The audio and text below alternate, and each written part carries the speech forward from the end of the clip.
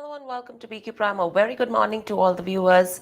Joining us on the show is Vijay Chopra from Nika Ventures to discuss about stocks that are in focus, taking into consideration that clearly the markets are in consolidation phase. From a levels perspective, also if you see clearly around 18,250 to 18,300 is where Nifty is consolidating, and it seems expiry is likely to remain range bound. A lot of stocks that are in focus. In fact, if you see before that, the VIX has moved past the 13 mark. Overall, in yesterday's session as well, we did see a mild decline that came in. And today, in terms of Nifty 50, around we are below the 18,300 levels. What from here on is going to be interesting. Vijay, good morning and welcome to the show. Thanks, Cyril, for having me on the show. Always a pleasure. Vijay, let's start with HDFC Twins. Clearly, if you see post the analyst call, what they've indicated is that we're about 5 weeks away from the merger.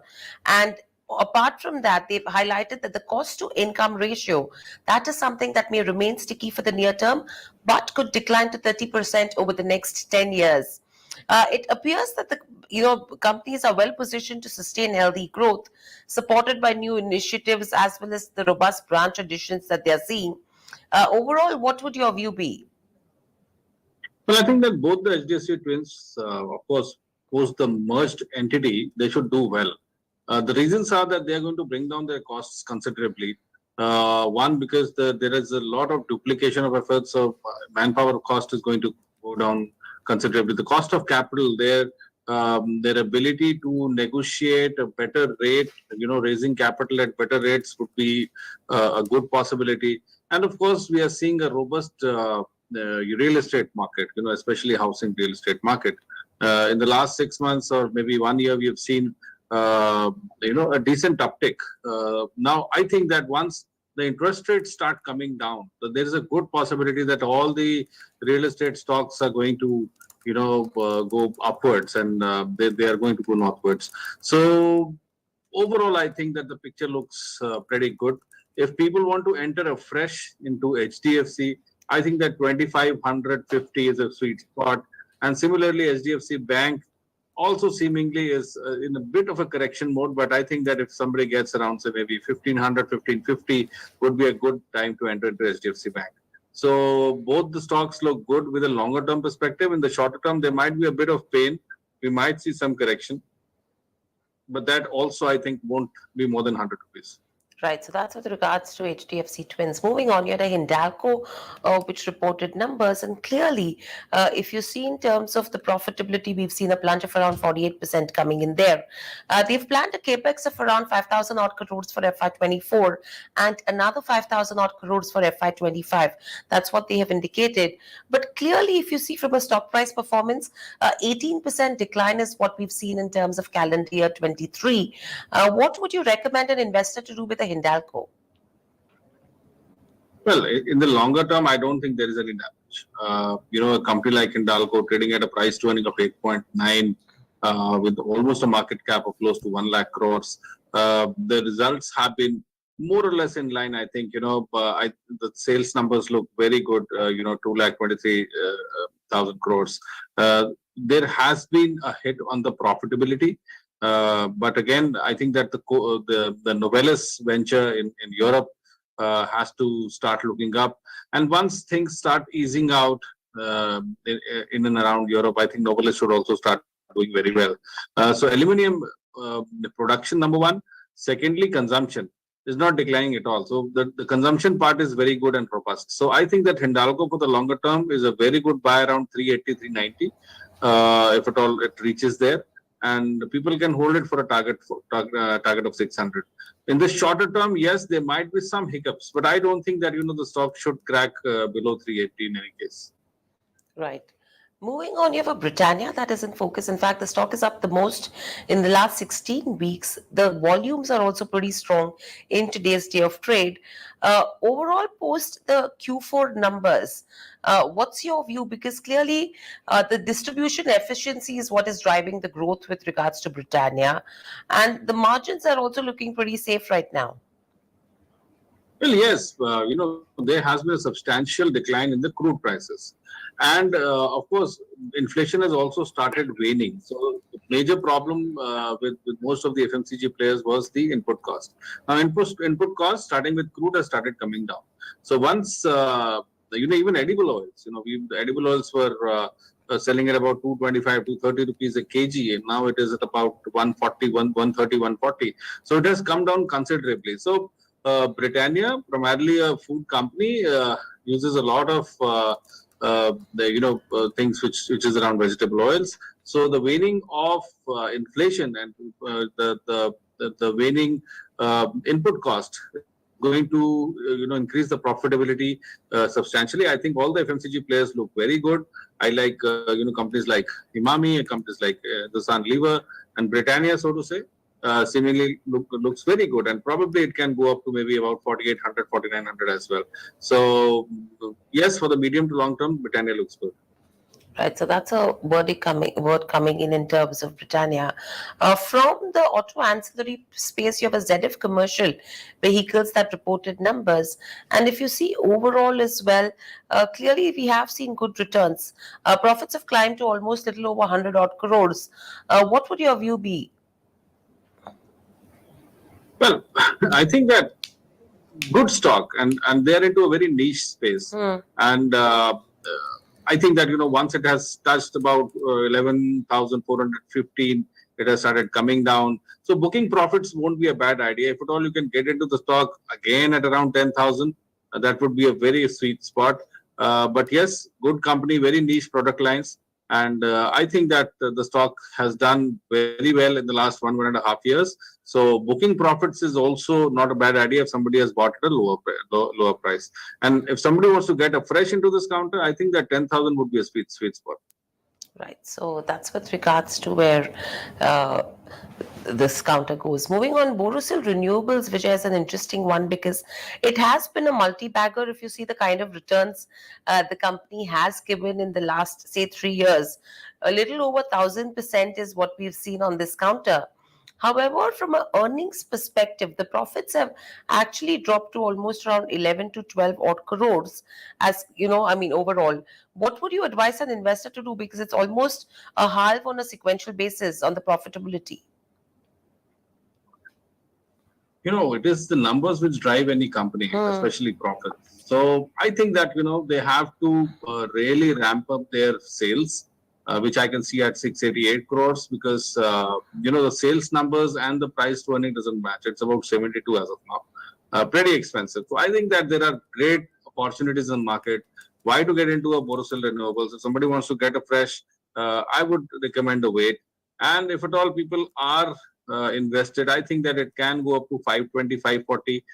Then probably we can decide what to do. But again, companies with strong numbers, financials, and profitability are going to do wonders on the market. But again, markets are not going to spare any company which has no numbers under its belt.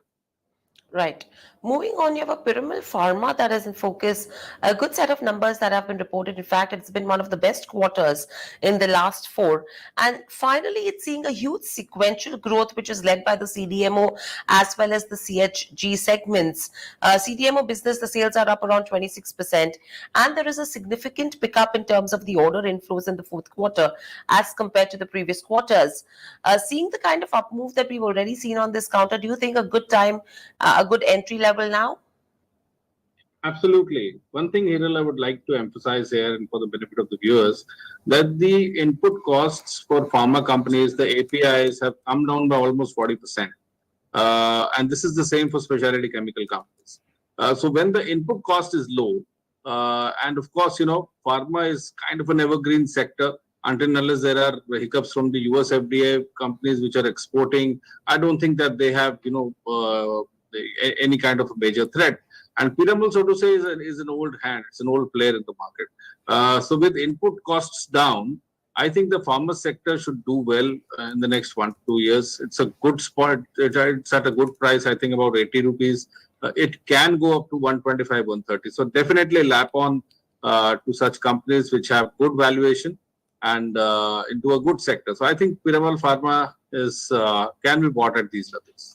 Right. Moving on, railway counters have been in focus post the budget as well, and the kind of order flows that are coming in with regards to railway companies, the execution is something which needs to be focused on. Titagarh reported numbers. If you see the profit and the revenue, more than doubled clearly. What would you recommend from a valuation perspective? You're talking about Titagarh Wagons, right? Correct. Yeah, so there has been a decent addition in the number of wagons, and this company is into manufacturing of wagons. We've seen that railway had a budget of close to 2 lakh crores, and it has been rightly being directed towards the development of the infrastructure, of getting new trains and new wagons. So Titagarh, so to say, in the last 1 year has shown a stupendous rise. From almost 100 rupees to 340 rupees. We are seeing a fantastic run up. And I think that this is going to go up further. So my target for this company is about 400. So you can buy in a decline. And, if at all you want to book profits, around 400 would be a great area where you can book profits. So Titagarh Wagons, rather all the railway stocks look good, but also keep on booking profits at high levels. Right. So that's with Titagarh Wagons. Moving on, Aptech, again a small cap company, but they've gone ahead and announced a bonus and a 60% dividend. A pretty decent quarter is what we've seen. And if you see from its 52-week low, the stock is up almost around 150%. What would your view be on an Aptech? Well, yes, most of the small cap, mid cap IT companies have done decently well. And I think that even in the next 1 to 2 years, they're going to do well. I'm seeing the sales number almost doubling up from 225 crores to 457.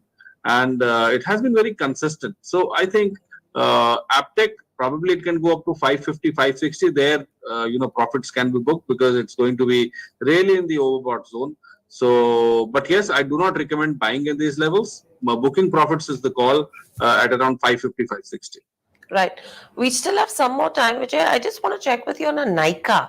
An interesting move that we are seeing in today's session, despite a miss in the fourth quarter, the sales have risen steadily since the IPO as well.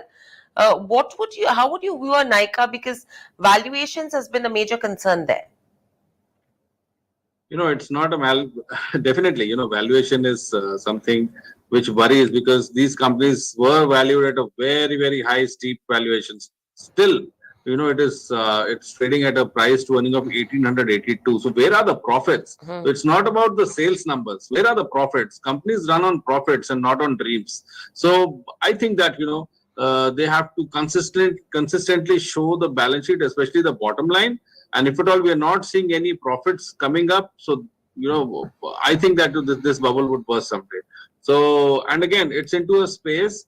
Barring the brand, they are not selling something extraordinary. There are beauty products and there are products related to a lot of what women buy online. But there are scores and scores of websites doing that. So I don't think there's anything very niche Nika has achieved or has done. Maybe in future they have a different business plan that I don't know. But at a EPS of 0.07, I would not recommend any company to be bought. So if at all you have, sell on rallies. Right, sell on rise that's coming in with regards to where a Nika goes.